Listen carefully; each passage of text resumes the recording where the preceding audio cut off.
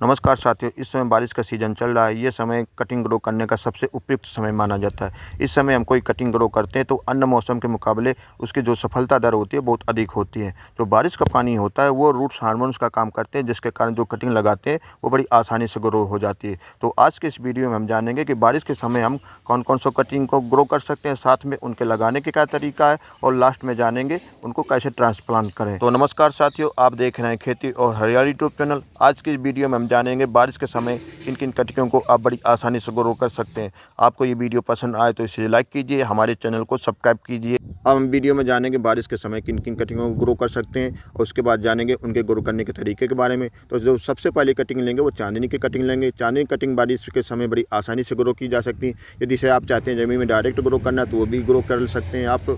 ये बड़ा हरा भरा पौधा होता है और साथ में हमेशा फूलों से भरा रहता है। यदि आप इसकी थोड़ी केयर करते रहेंगे तो हमेशा आपको फूल देता रहेगा, चाहे जाड़ा हो, चाहे गर्मी हो, चाहे बरसात हो, हमेशा फूलों से लदा रहता है। तो आप इसकी कटिंग को बड़ी आसानी से ग्रो कर सकते हैं। अब हम दूसरे नंबर पर गुलहड़ की कटिंग लेंगे। इसकी भी कटिंग बड़ी आसानी से बारिश में ग्रो हो जाती है और थोड़ी सी केयर में आपको साल भर फूल देता रहता है। और इसकी जो वैरायटी होती है, दो वैरायटी होती है, एक सिंगल पुंकेसर वाला, एक 5 पुंकेसर वाला। तो दोनों की कटिंगें बड़ी आसानी से आप बारिश में ग्रो कर सकते हैं। जो तीसरी कटिंग लेंगे वो जेट्रोपा की लेंगे। इसकी कटिंग भी बड़ी आसानी से ग्रो हो जाती है बारिश के समय में। इसको विशेष किसी केयर की ज़रूरत नहीं होती है, ये भी साल भर आपको फूल देता रहता है और बड़ा हार्डी पौधा होता है। तो आप भी इसको बड़ी आसानी से बारिश के समय ग्रो कर सकते हैं। जो अगली कटिंग होगी हमारी बोगनविलिया की होगी। इसकी भी कटिंग बड़ी आसानी से बारिश के समय ग्रो कर सकते हैं। बड़ा हार्डी पौधा होता है, किसी भी जलवायु में आप इसे तैयार कर सकते हैं और थोड़ी सी केयर में आपको हमेशा ये हरा भरा बना रहेगा। आप इसको घर में अपने लताएं फैला के शोभा बढ़ा सकते हैं। साथ में यदि आप इसे गमले में लगाते हैं तो बोनसाई बना के इसकी बढ़िया रोशनाई बना सकते हैं। तो इसकी भी कटिंग बारिश के समय आप बड़ी आसानी से ग्रो कर सकते हैं। अब हम 5वें नंबर पर रात रानी की कलम लेते हैं। रात रानी अपनी रात में खुशबू के लिए जाना जाता है, इसलिए इसे रात की रानी कहते हैं। और इसकी भी कलम बड़ी आसानी से ग्रो की जा सकती है बारिश के समय। और ये अधिक गर्मी और अधिक सर्दी को छोड़कर साल भर आपको फूल देता है और महक देता है। तो इसकी भी कलम आप बड़ी आसानी से ग्रो कर सकते हैं। जो अगली कटिंग लेंगे देसी गुलाब की कटिंग लेंगे। देसी गुलाब अपनी खूबसूरती और खुशबू के लिए जाना जाता है। इसकी कटिंग जुलाई से लगा के आप मार्च अप्रैल तक कभी भी ग्रो कर सकते हैं, लेकिन बारिश के समय में इसको बड़ी आसानी से ग्रो किया जा सकता है। जो कटिंग लेंगे वो देसी गुलाब की कटिंग लेंगे। किसी अन्य हाइब्रिड या रंग बिरंगे गुलाब की कटिंग नहीं लेंगे, वो उनमें तो ना फूल आएंगे ना ही खुशबू मिलेगी। तो आप देसी गुलाब की कटिंग बड़ी आसानी से बारिश के समय ग्रो कर सकते हैं। अब इसके बाद 7वें नंबर पर हम चंपा की कटिंग लेते हैं। चंपा अपनी खुशबू के लिए जाना जाता है। इसकी कटिंग वैसे एयर लेयरिंग से भी की जा सकती है, लेकिन आप इसे डायरेक्ट कटिंग लगाकर भी ग्रो कर सकते हैं। तो आप चंपा की कटिंग भी ग्रो कर सकते हैं बारिश के समय पर। अब हम 8वें नंबर पर बेला की कटिंग ग्रो कर सकते हैं। इसकी भी कटिंग बड़ी आसानी से ग्रो हो जाती है और जो इसकी खुशबू होती है बड़ी शानदार होती है। तो बेला की कटिंग बड़ी आसानी से बारिश में ग्रो की जा सकती है। अब इसके बाद हरसंगार आता है, जो रात में खुशबू देता है और औषधि पौधा माना जाता है। इसकी भी कटिंग बारिश में बड़ी आसानी से ग्रो की जा सकती है। अब हम 10वें नंबर पर जो सफ़ेद रंग की चांदनी होती है, जिसकी पत्तियां सफ़ेद होती है, उसकी भी कटिंग बारिश में आसानी से ग्रो कर सकते हैं। वो भी चांदनी वैरायटी का पौधा होता है। उसकी पत्तियां बड़ी सुंदर दिखती हैं और जो पौधा होता है बड़ा शानदार होता है। तो उसकी भी कटिंग बारिश में आसानी से ग्रो कर सकते हैं। 11वें नंबर पर जो डबल चांदनी होती है, जिसका फूल बड़ा साइज़ का होता है और महकता भी है, वो भी चांदनी वैरायटी का पौधा होता है। इसकी भी कटिंग बड़ी आसानी से ग्रो कर सकते हैं आप बारिश में। 12वें नंबर पर हम हेज पौधे की कटिंग ग्रो कर सकते हैं। हेज पार्कों में, गार्डन में रो बनाने के काम आता है, क्यारियों के किनारे किनारे, और क्यारियों की सुंदरता को बढ़ा देता है। तो इसकी भी कटिंग बड़ी आसानी से ग्रो की जा सकती है। अब हम 13वें नंबर पर लेंगे मनोकामनी की कटिंग। इसकी भी कटिंग बड़ी आसानी से ग्रो की जा सकती है। ये भी रो बनाने के काम आता है। साथ साथ इसकी जो खुशबू होती है वो बहुत मनमोहक होती है, वो अपनी खुशबू के लिए जाना जाता है। तो इसकी भी कटिंग बारिश में ग्रो की जा सकती है।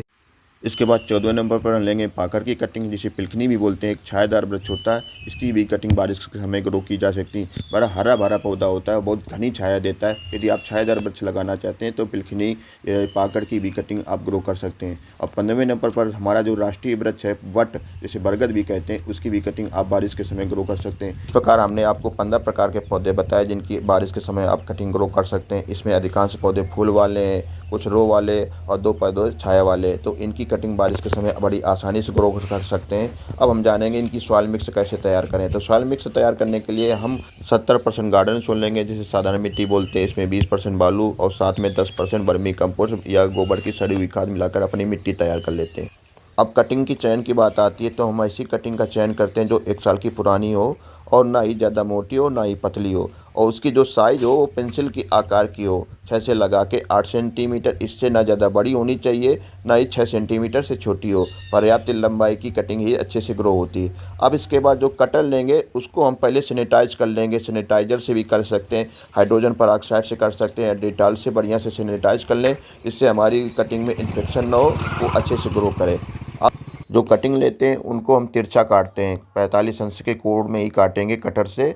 यदि हम तिरछा काटते हैं तो वो कटिंग बड़ी आसानी से ग्रो हो जाती है। अब इसके बाद इन कटिंग को ग्रो करने के लिए हमने सीमेंट के गमले ले रखे हैं और उसमें मिट्टी भर दी है। उसको पर्याप्त नमी बनाने के लिए हमने पहले से पानी डाल रखा है कि पर्याप्त नमी हो जाए। हम अपनी कटिंग को प्लास्टिक के ग्रो बैग में या प्लास्टिक के गिलास में भी ग्रो कर सकते हैं। इनमें भी बड़ी आसानी से हमारी कटिंग ग्रो हो सकती है। इसके लिए हम उनको लेते हैं और उनके नीचे साइड में छेद कर लेते हैं, तभी अपनी कटिंग ग्रो करें। कटिंग में जो पत्तियां हो उनको निकाल के ही कटिंग को ग्रो करना चाहिए। अब इसके बाद हम एलोवेरा लेते हैं, उसके जल को कटिंग के निचले सिरे में लगा देते हैं। जो एलोवेरा होता है रूट्स हार्मोन्स का काम करता है, जिससे हमारी कटिंग बड़ी आसानी से ग्रो हो जाती है। अब इसके बाद अपने गमले के साइज़ के हिसाब से उसमें छेद कर लेते हैं। यदि बड़ा गमला है तो ज़्यादा छेद कर लेंगे, छोटा गमला है तो उसी के हिसाब से कम छेद कर लेंगे।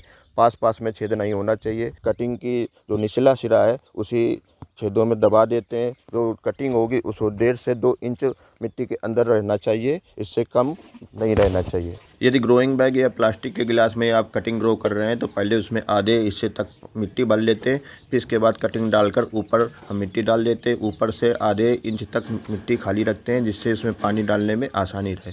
फिर इसमें ऊपर से हम पानी डाल देते हैं। इस प्रकार हम अपनी कटिंगों को ग्रो कर सकते हैं। अब अपनी कटिंगों को हम छायादार स्थान में रख देते हैं 1 हफ्ते के लिए।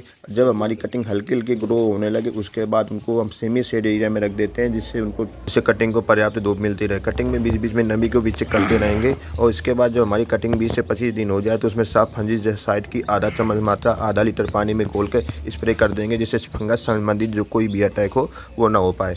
जब हमारी कटिंग 40 से 45 दिन की हो जाती है तो उसमें रूट डेवलपमेंट हो जाता है। तो अब हम अपनी कटिंग को ट्रांसप्लांट करते हैं। यदि आपने गमले में लगा रखा है तो पहले हम अपने कटिंग को ग्रोइंग बैग में ट्रांसफ़र करेंगे। उसके लिए पर्याप्त लंबाई और चौड़ाई का ग्रोइंग बैग लेंगे और उसमें आधे हिस्से तक मिट्टी भर लेंगे। जो सॉइल बनाएंगे, जैसे हमने कटिंग ग्रो करने के लिए जो सॉइल बनाई थी उसी तरह सॉइल होनी चाहिए और उसमें आधे हिस्से तक मिट्टी भर लेते हैं। और उसके बाद अपनी कटिंग को हम खुरपी के सहायता से धीरे से हल्के से निकालते हैं, जिससे रूट में कोई नुकसान न हो पावे। और मिट्टी सहित अपनी कटिंग को हम ग्रोइंग बैग में डाल देते हैं और ऊपर से मिट्टी वही वाली भर देते हैं। और इसके बाद इसमें हम पानी डालकर इसको छायादार स्थान में रख देते हैं 5 से 6 दिन में। अब इसके बाद जब 6-7 दिन हो जाए तो इसको हम सीमित शेड एरिया में रख देंगे, जिससे उसको पर्याप्त धूप मिल सके और वो हमारी कटिंग अच्छे से ग्रो करती रहे।